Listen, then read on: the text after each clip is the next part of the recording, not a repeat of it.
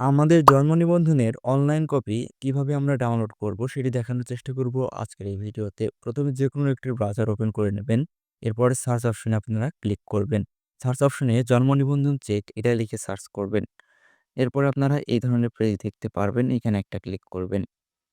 একটু নিচের দিকে আসবেন। নিচের দিকে আসলে আপনারা এখানে জন্ম নিবন্ধন নাম্বার এবং জন্ম তারিখ এই ২ টা অপশন দেখতে পারবেন। প্রথমে আপনার জন্ম নিবন্ধন নাম্বার এবং পরবর্তীতে আপনার জন্ম তারিখটি লিখে দিবেন।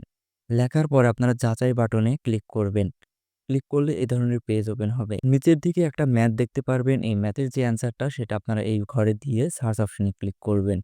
তাহলে দেখতেই পারবেন আপনার যে জন্ম নিবন্ধনটা রয়েছে অনলাইনে সেটা এখানে শো করবে। এবারে এর পিডিএফ ফাইলটা আপনারা সেভ করবেন।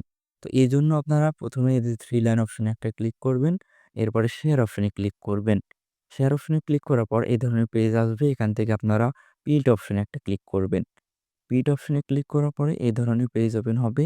এখান থেকে আবারও 3 ডট অপশনে ক্লিক করবেন। এরপরে সেভ অ্যাজ পিডিএফ এখানে একটা ক্লিক করবেন।